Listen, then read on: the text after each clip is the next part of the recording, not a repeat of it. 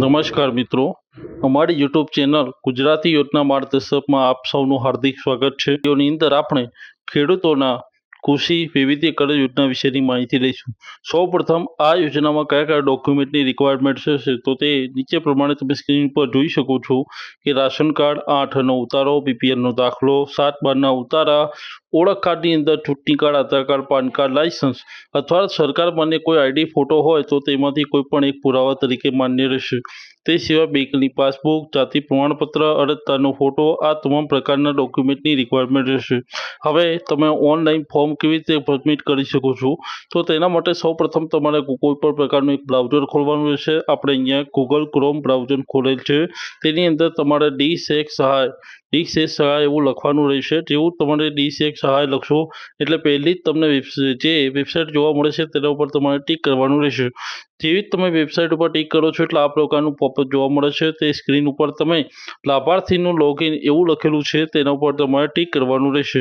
જેવું તમે લાભાર્થીનું લોગિન તેના પર ટીક કરશો અને ત્યારબાદ તમને લોગિન મેમ્બર આઈડી એટલે કે પહેલાં જ જો તમે પહેલેથી તમે કોઈ પ્રકારનો આ વેબસાઇટ ઉપર તમે કોઈ ફોર્મ ભરેલું હોય તો તમારું લોગિન આઈડી હશે તે તમને યાદ ના હોય તો એ બટન પર ટીક કર્યા પછી તમે લોગિન આઈડી મેળવી શકો છો.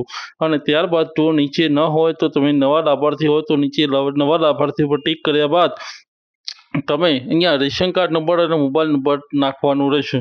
રેશન કાર્ડ નંબર અને મોબાઈલ નંબર નાખ્યા બાદ નીચે જનરેટ ઓટીપી પર ટીક કરવાનું રહેશે. જનરેટ ઓટીપી પર ટીક કર્યા બાદ તમે મોબાઈલમાં જે ઓટીપી આવે તે તમારે દાખલ કરવાનો રહેશે. મોબાઈલનો ઓટીપી દાખલ કર્યા બાદ તમે અહીંયા જેવું આગળ જશો એટલે ખેતી લાયક યોજનાઓ અને એ સાથેની બીજી 3 યોજનાઓમાંથી ખેતી લાયક યોજનાઓની પસંદગી કરવાની રહેશે. ત્યારબાદ તમે આગળની અંદર જોવો છો કે જેવી જ તમે ખેતી લાયક યોજનાની પસંદગી કરશો ત્યારબાદ તમે સામાન્ય માહિતી આની અંદર ભરવાની છે. તેમાં તમારે ration card number, ration card મુજબનું પૂરું નામ, રાશન કાર્ડ મુજબનું સરનામું અને ત્યારબાદ મોબાઈલ નંબર, ઈમેલ આઈડી અને જિલ્લો, તાલુકો, ગામ અને પંચાયત તથા તમારે ફળિયાનું એન્ટ્રી કરવાની રહેશે. ત્યારબાદ આગળ જવા માટે ઉપર ટીક કર્યા બાદ તમે જેવું આગળ જશો તો તમને અહીંયા સામાન્ય માહિતી સફળતાપૂર્વક સેવ કરવામાં આવી છે તે પ્રકારનું પોપઅપ જોવા મળશે. પોપઅપ ઉપર ટીક કર્યા બાદ ઓકે ઉપર ટીક કરવાનું રહેશે અને ત્યારબાદ તમે વ્યક્તિગત માહિતી ઉપર પહોંચી જશો.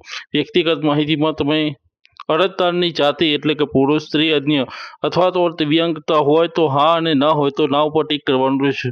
ત્યારબાદ અરજદારનો પ્રકારમાં બીપીએલ, એફઆરડી લાભાર્થી કે પીવી, ટીજી કે આધાર કઈ પ્રકારના અરજદાર છે તે પર ટીક કરવાનું રહેશે. ત્યારબાદ અરજદારની જન્મ તારીખ અને અરજદારની જાતિ અને અરજદારની પેટા જાતિની ટીક કર્યા બાદ બીપીએલ આઈડી અને બીપીએલનો સરેરાશ સ્કોર તથા સર્વે નંબર 7-8 મુજબનું તથા જમીનના ખાતા નંબર 8 મુજબનું ક્ષેત્રફળ પણ 8 મુજબનું ટોટલ લખવાનું રહેશે.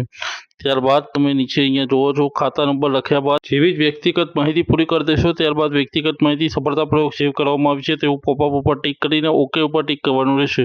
જેવું તમે ઓકે ઉપર ટીક કરશો એટલે બેંકની વિગતો ભરવાની રહેશે. તેની અંદર તમારે બેંકની પાસબુક મુજબનું પૂરું નામ, બેંકની આઈએફએસસી કોડ અને અરજદારના બેંકનું નામ, અરજદાર બ્રાન્ચનું નામ અને અરજદારના બેંકના ખાતા નંબર 2 વખત વેરીફાઈ કર્યા પછી આગળ જવા ઉપર ટીક કરવાનું રહેશે.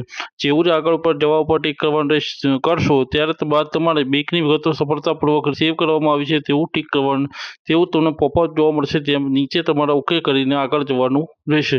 ત્યારબાદ તમે લાસ્ટ એટલે અંતિમ સ્ટેજ ઉપર આવી જાઓ છો જેની અંદર તમારા અરજદારના દસ્તાવેજો અપલોડ કરવાના રહેશે.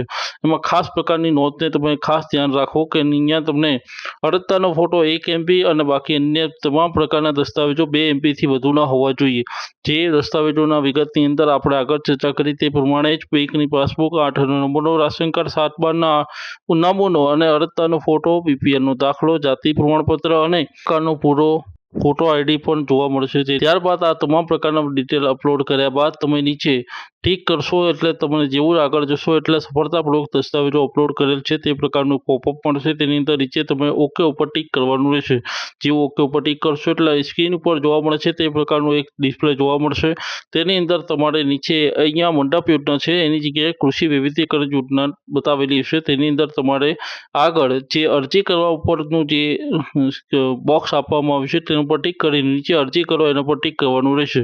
ત્યારબાદ નીચે જે તમારે ખાતા નંબર અને ગુઠા અથવા તો કેટલા ગુઠામાં તમે ખેતી કરવા માંગો છો તેની તમામ માહિતી ભર્યા બાદ તમારે સેવ કરી લેવાની રહેશે અને રિવ્યૂ કર્યા બાદ તેને તમારે ડોક્યુમેન્ટને રિવ્યૂ કર્યા બાદ તેને એપ સબમિટ કરવાની રહેશે। આ પ્રમાણે તમે સંપૂર્ણ રીતે તમે ઓનલાઈન ફોર્મ ભરી દઈ શકો છો।